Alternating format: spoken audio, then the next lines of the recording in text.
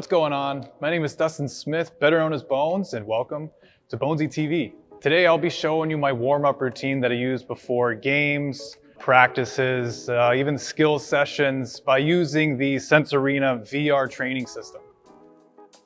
Now, if you don't know what Sensorina is, I did a full review on this. I'll put this up here and I'll throw it down in the description below, so feel free to check that out when you get a chance. But I absolutely love being able to do VR warm-ups before my ice times.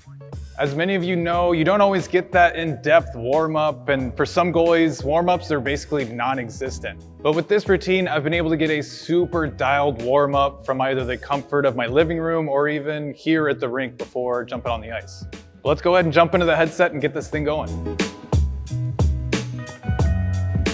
First, I like to start things off with Goalie Warmup 3, which is basically your typical half-moon warm-up with shooters lined up just at the top of the circle, and it's a great opportunity to really take your time and get a good look at pucks coming off the stick. So when I set this drill up, I like to set it to a speed at about 5 or 6. With all these drills, I like to use a speed that's going to give me the opportunity to really get a good look at these pucks and really build confidence throughout the warm-up.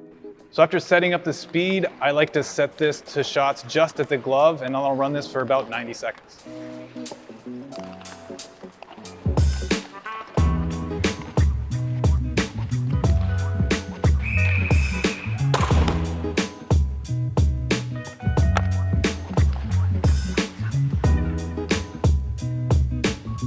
So from there, I'll move on to shots to the blocker, but I'll change which side this drill starts from just to get a different look.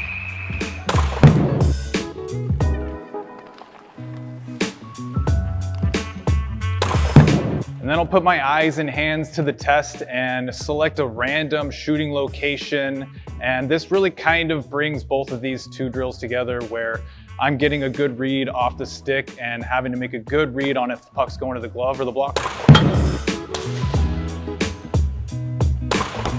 And then depending on how much time I have for this entire warm-up, I'll jump into a random shot location from random shooters. And this really gets me in the habit of getting nice and square to the new shooting angle. And again, taking my time reading the release. So from here, I like to jump into live action shooting drills, and we'll start by jumping into Goalie Warmup 1. In all of these live action drills, I like to select the 18 age group, and I feel like the shooting speed that they have really gives me a good opportunity to see the release and watch the puck off the stick.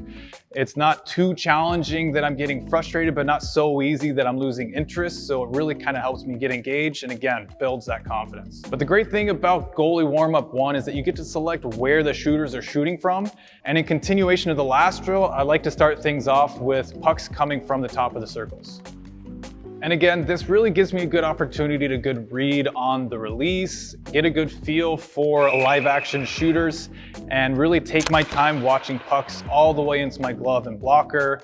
And I'll usually do this from either the left or right side and then quickly move into the next side.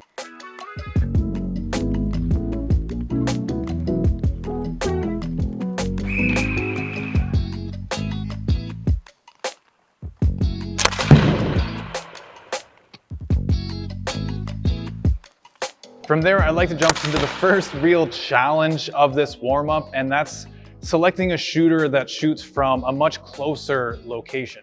Moving the shooter closer really kind of reduces that time that I get to read the release and get a good eye on the puck. But again, this is gonna really help me work on my patience, and it removes that guessing of where the puck is gonna go. So I really like to focus on staying patient on the puck and watching the release and really kind of trying to get a good read on if the puck is going to the glove or the blocker. And again, I'll start with one side and move on to the next one.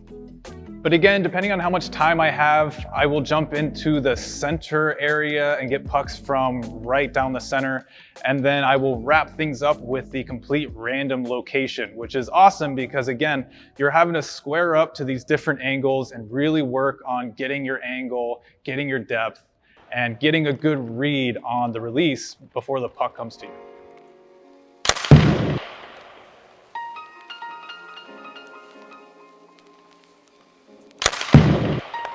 But of course, up to this point, we've only seen stationary shots. So this is the time when I like to jump into one of my favorite drills, which is called hide and seek. In this drill, you get a shooter that drives down either the left, right, or center lane, and they get off a quick shot. And this is one of my favorite drills because it reminds me of those typical flow drills that you get typically at the beginning of a practice. And that's usually a good time for the goalie to get a good warm up, but also it's, again, adding that dynamic of skating. Usually I'll max the time limit out on this one just to get a full effect. And again, if I have enough time, I'll even jump into this one twice.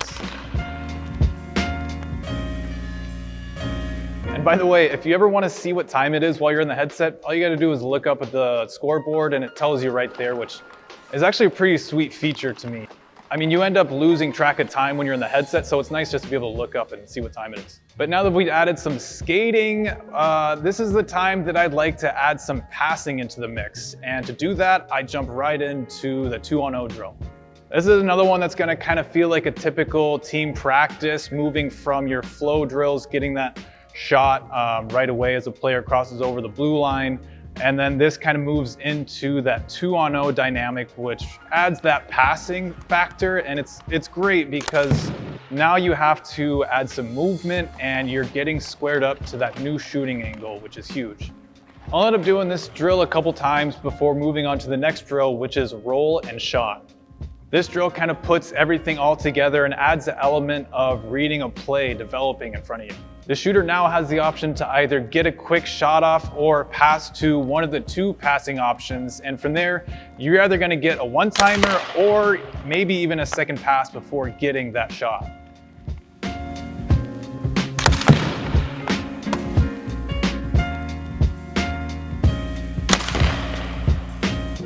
So a great drill for adding movement and getting a good read on the play developing in front of you, and again, getting nice, set, and square for that new shooting angle.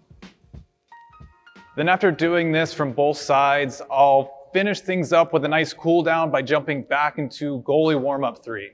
Finishing off with this drill is usually pretty crazy because by now, I feel like I have a really good read on the puck. I'm so much more patient, and comparing to how the drill felt at the beginning of this warm-up to how it feels at the end is absolutely night and day. But there you have it. After about 15-20 minutes of warm-up, I feel nice and dialed in. I'm nice and ready for whatever ice time I have coming up. And I don't really have to worry about if I got a good warm-up in or not, because I threw on my headset and I got a good warm-up in, either, again, from my living room or at the rink before jumping on the ice. So let me know what you think about this warm-up. Is there anything you liked? Anything you didn't like? Is there anything that you would add or remove? Let me know in the comments below. But thanks again for watching. Don't forget to subscribe, and as always, we'll see you around.